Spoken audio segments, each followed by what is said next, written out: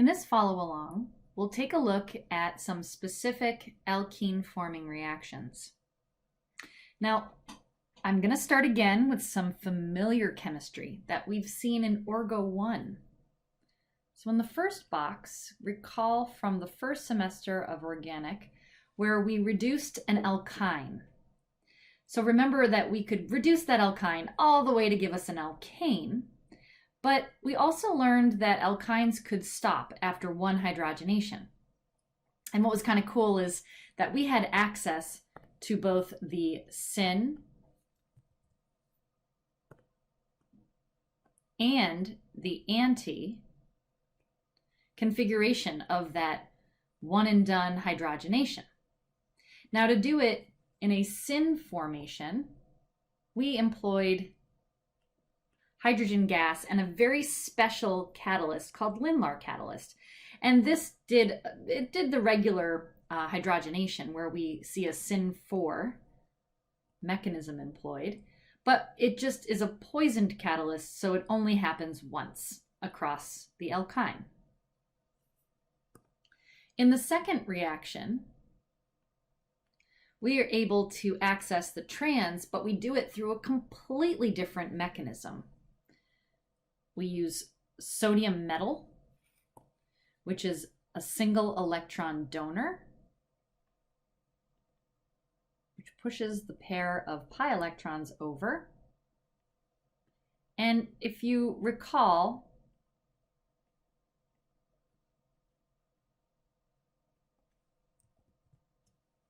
this allows for isomerization to occur. And it's going to favor placing the R groups trans to one another.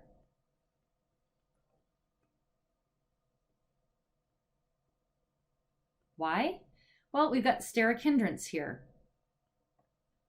So these can equilibrate, and you can see that the orbitals, because they're not bonds, they're orbitals that contain free electrons. Remember, electrons can tunnel. So this allows for the movement of those R groups to find the better trans configuration. It's only when orbitals are involved in a bond where things are set and you can't rotate. This ultimately, after repeated mechanistic steps, gets us to the trans double bond. And you can review how this happens, through the use of the anion, protonating from the protic solvent used to put one hydrogen, and then another single electron transfer occurs, and we repeat this protonation reaction. Another way to think about it is if you think about protonating a carbonyl, does it matter that you put the proton on one side versus another?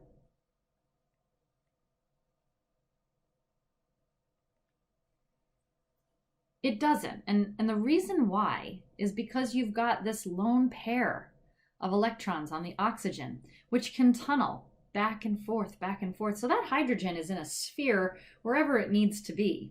It's not a hard and fast E or Z double bond of the carbonyl. That's why, because of that lone pair, it's this lone pair on the oxygen that makes the carbonyl non-specifically E or Z, because that hydrogen can move around because the electrons can tunnel backwards and forwards. We see this phenomenon in amines as well. If you had a lone pair on an amine, is the lone pair on the top lobe, or does it tunnel through and go in the bottom lobe? And this is if you go back to Orgo 1, this is the reason why nitrogen amines are typically not stereochemistry sites, right? They're not stereo centers, because it can flip-flop back and forth. And so if the lone pair would be the lowest priority group, and it's constantly in the front or in the back or in the front or in the back, you can never assign stereochemistry to that amine, even if you had 4 distinctly different groups off of it. So electron tunneling allows for this movement And when you have that ability to move, when you open up the system because you have an anion there, a lone pair, you can afford the R groups to move and find that lower energy trans configuration in order to minimize steric hindrance. We're going to see this work for us in very shortly, in a few slides. Okay, that's a review of some Orgo-1 chemistry, and it affords both an E and a Z double bond. Let's review some other chemistry that leads into other helpful things to know. What do I mean by that? Well, let's review the hydroboration reaction. So, hydroboration.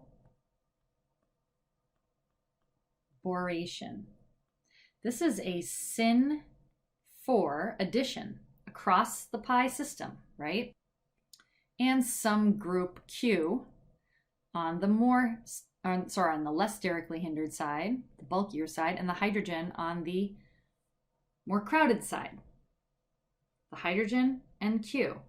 So take a look. What we've done is we've added hydrogen, and Q in this case was the boron, so it was hydroboration, Syn-4. They got added on the same side.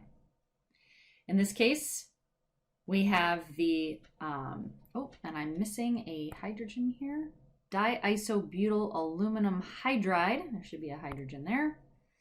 So boron and hydrogen were the first one. Aluminum and hydrogen add Syn across the pi system. This is called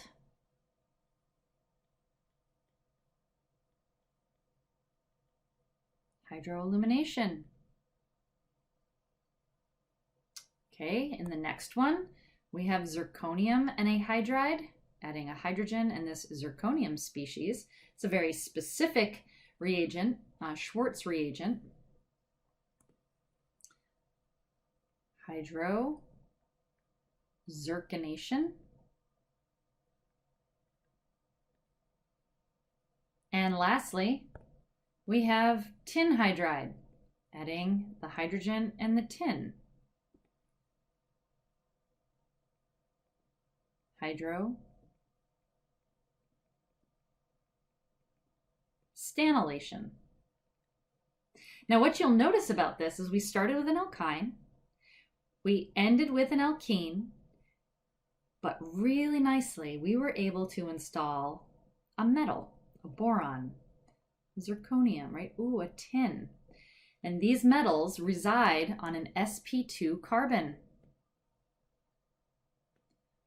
So if you're looking for ways to make sp2 carbons with a metal at a specific side, you can do this, right? Because now you could run the Suzuki reaction from chapter 7 or the Stille coupling from chapter 7. Now you've actually started with an alkyne and made your reagent for that coupling species.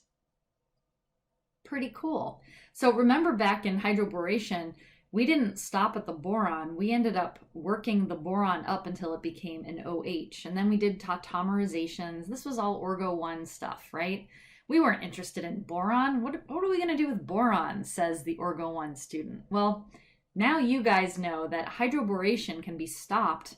You just don't do that oxidative workup with the peroxides. You can stop at the vinyl borane, and you can then run a very important Suzuki coupling to make that carbon one of your reactive sites.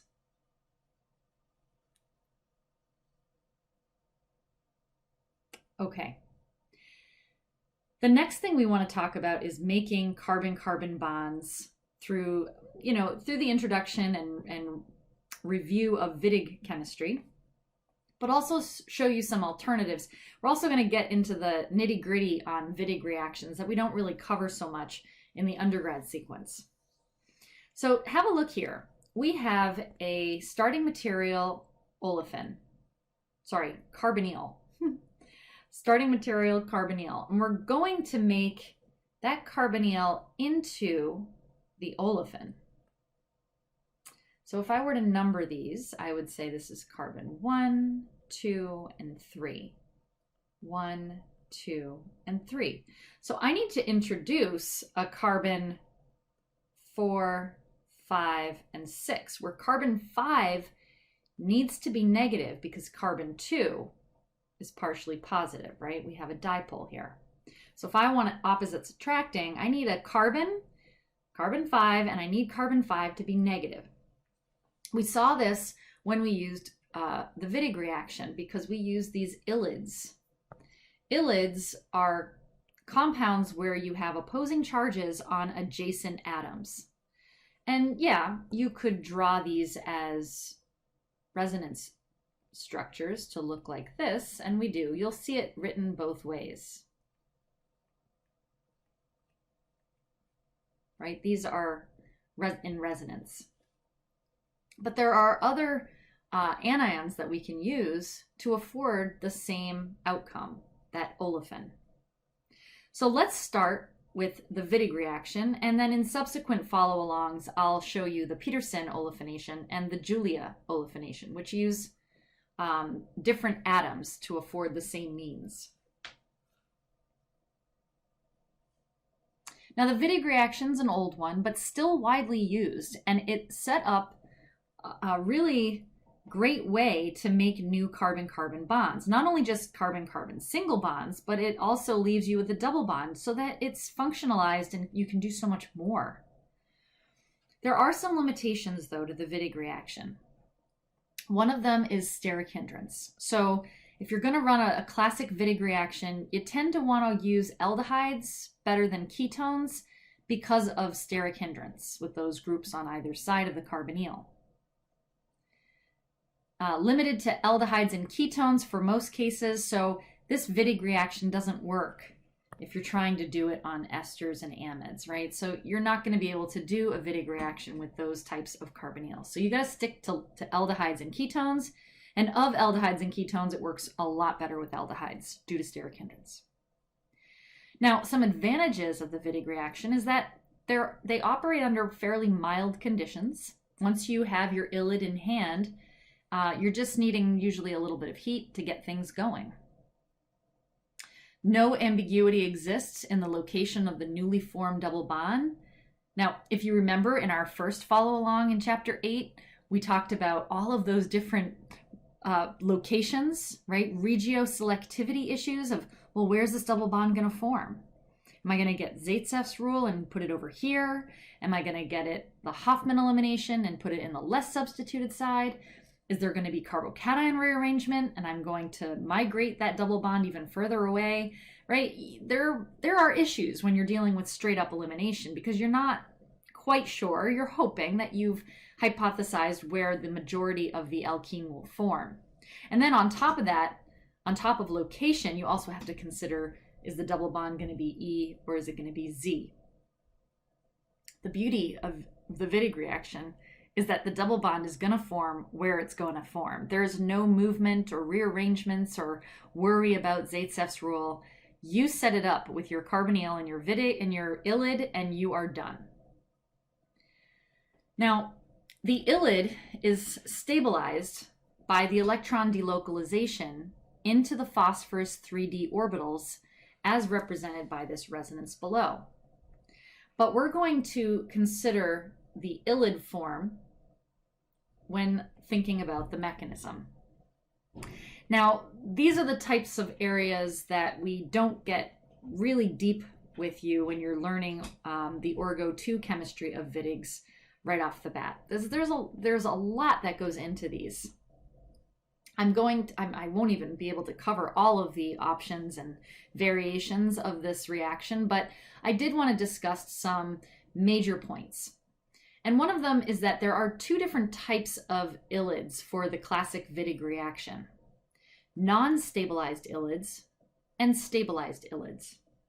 Now I've circled the charged representation of the ylid because it's easier to think about non-stabilized and stabilized ylids when you look at it in a charged format. Take a look at the carbon. The carbon is negatively charged. How do you guys know how to stabilize a negative charge? Right? So if I have an atom with a negative charge, There's a couple different ways I can stabilize and help lower the energy of that negative anion. One, I could consider having an electron withdrawing group nearby. That would help stabilize it. Two, I could also consider resonance. Okay, well, let's take a look at the exact illid I wrote right here. Flanking the carbon are two methyl groups. Methyl groups are considered to be electron donating by induction, right? Alkyl groups. So I've got donating groups, not withdrawing groups. Therefore, having just alkyl groups, or hydrogen for that matter, which is neither withdrawing nor donating, doesn't help that carbon minus at all. And if you look at the CH3s, they also do not offer any resonance to alleviate and distribute that negative charge. So this particular illid would be considered non-stabilized. Now, let's think about this word non-stabilized. Non-stabilized also means highly reactive, right? If you're stable, you're good. Let's say you're sitting on the couch. I'm stable. I'm in a low energy state. I'm not too ready to get up off the couch and do something. I am stable. Therefore, I'm not very reactive. A non-stabilized illid means, ooh, I'm higher in energy. I'm not very stabilized. I'm now going to be more reactive.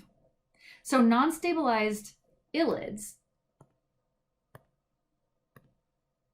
are highly reactive, even in the presence of oxygen from the air, moisture in the air, carbon dioxide. So you don't want to leave these non-stabilized illids lying around. They have to be kept under inert atmospheres, preferentially in the refrigerator, cold. You just want to keep it away from anything it could possibly react with because they're non-stabilized. These are the ones that we typically had you working with as an undergrad in Orgo 2. The non-stabilized, high energy, it's going to go like a shot with a ketone even, illids, reactive illids. And we told you that the stereochemistry that you generally see is the Z-alkene, which is interesting. The Z-alkene, we get a cis double bond. That's preferred. So I want to take a look at the mechanism a little bit to understand why this Z is preferred. To do this, even though we're technically talking from an electron standpoint, electron pushing standpoint, it's like a Diels-Alder, right? It's a pericyclic reaction. The oxygen is attracted to the phosphorus. The carbon plus is attracted to the carbon minus. You set up a 4-membered transition state, and it's a 2+2 essentially. That's how we write it, because it ends up going to the oxyphosphatane, which is highly unstable, which collapses and gives us triphenylphosphine oxide, a white solid precipitate, annoying stuff, very sticky and tough to get rid of, and our new olefin. And I can push my electrons to show you how that forms. Okay, it's a nice and neat and tidy reaction, but the way that we introduce it to you in Orgo 2 doesn't really help us understand why we get why we get the Z olefin preferred. So this is more of a complicated issue. So I'm going to write out the possibilities here. Let's take our carbonyl and let's highlight our illid. Okay, so here it is over here. Let's make life a little bit easier. Okay, so you can see where everything came from. Now, let's I think to make things easier, let's consider the ylid in its charged format.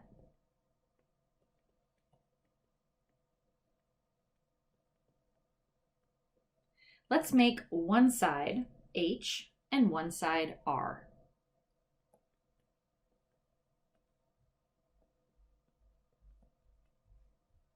Okay, so it only has 3 bonds on that carbon.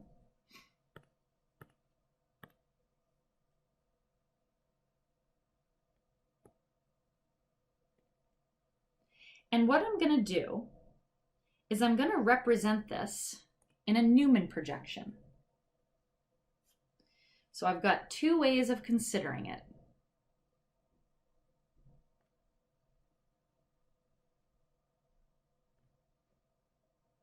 I could put my R group up, my hydrogen here, my phosphorus with the triphenylphosphine over here, and I'll do the same on the other side.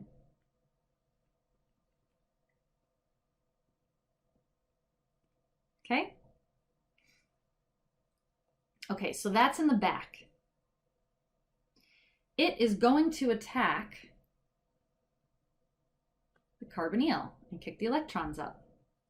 So what I'm going to do is I'm going to orient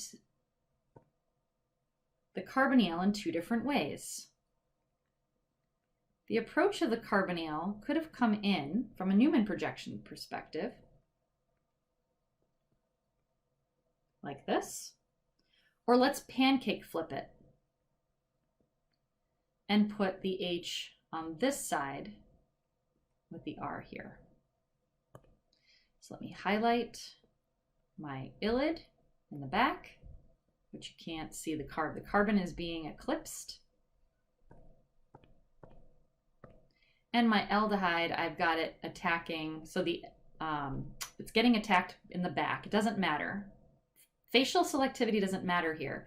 It's more about the orientation around the system.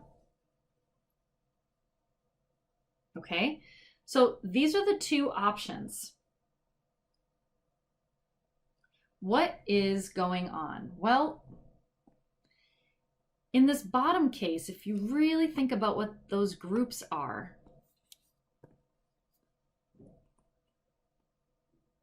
remember pH stands for phenyl. Oh my goodness, these are really, really sterically hindered.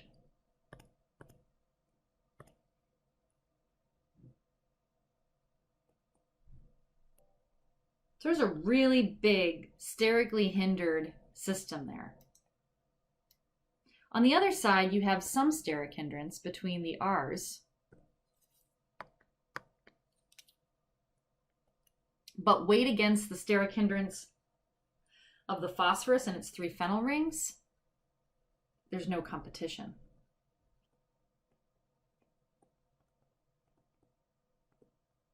Then the formation of the other. It's slow in either direction. It just happens to be slower because of this high steric hindrance in the bottom left case. Okay, so if you look at the geometry, the oxygen and the phosphorus are going to bond. Oxygen and phosphorus are going to bond. You minimize the steric hindrance, and what you see is that the R groups are on the same side and the hydrogens are on the same side. This one would lead to the R groups, look at these R groups, anti to one another, or trans.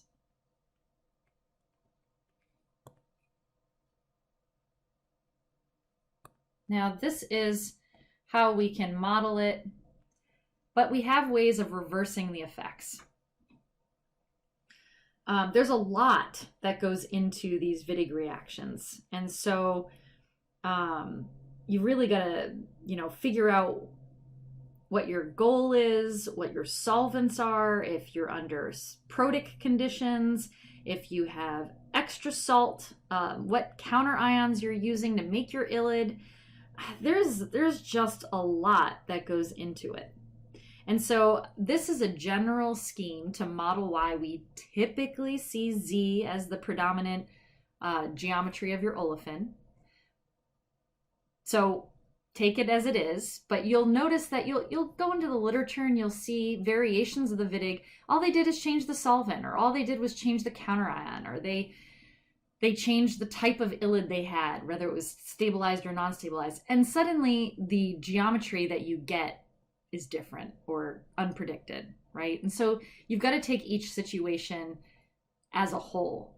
You have to holistically look at the reaction and understand it. But in general, this classic Wittig non-stabilized ylide will get you major product, the Z. This is where you're at. So this is how we would represent in a Newman format. It's not a true Newman, but obviously the carbon in the middle does not have 5 bonds. It's just how they approach one another to organize their R groups from not bumping into one another. Now, how do we obtain the E-alkene, the trans, if I wanted it? Well, let's start with this non-stabilized ylide again, and an aldehyde. So it's like the same reaction we just did.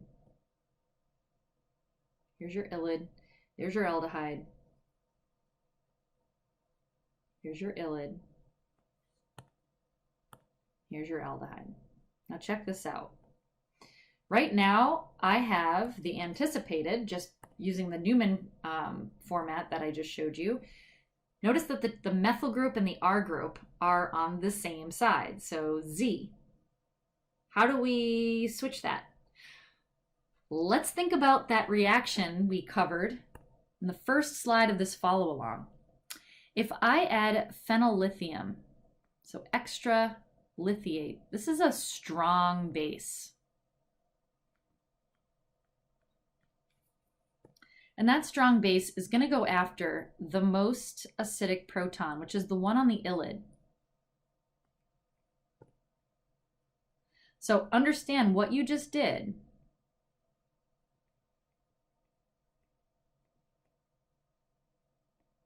is that you created an open orbital with a lone pair.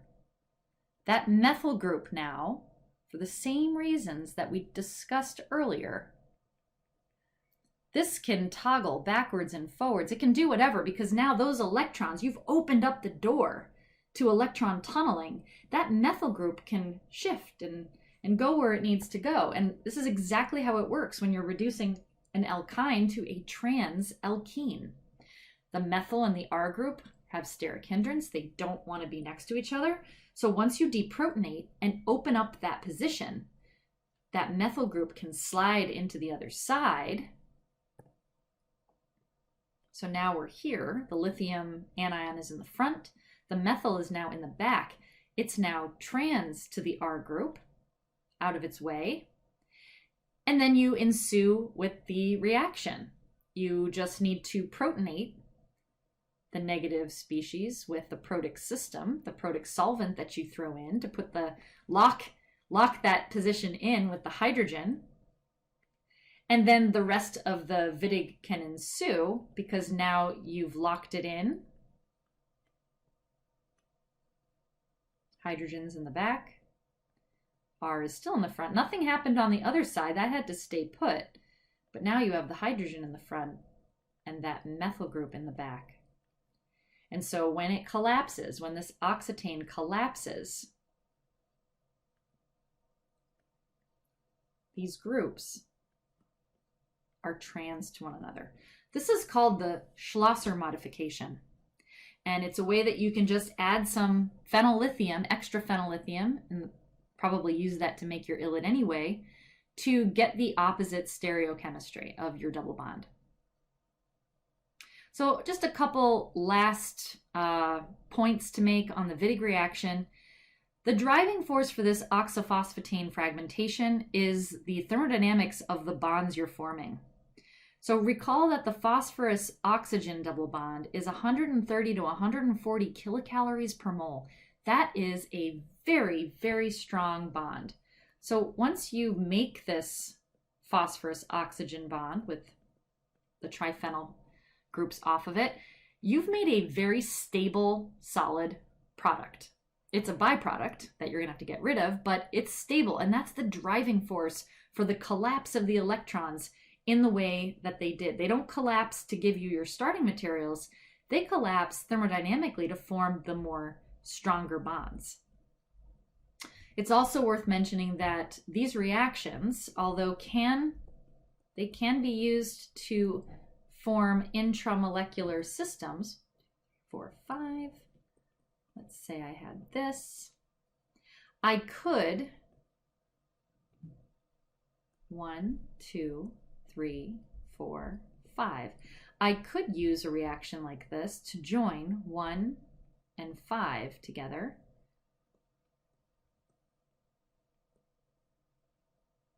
And form a 5-membered alkene ring. Now, the key here is that this intramolecular Wittig reaction, it's only useful to make smaller rings, 5, 6, and 7.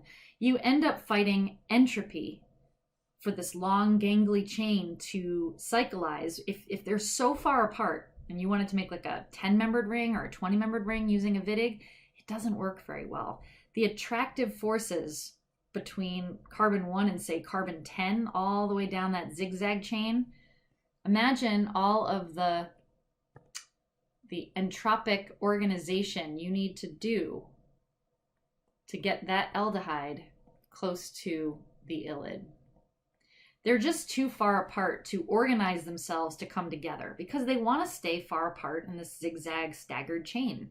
So really they have to be much closer, 5, 6, 7 at the max, to get a very realistic and good yield for an intramolecular Wittig reaction. We have other methods that work far better to cyclize macromolecules or macro rings.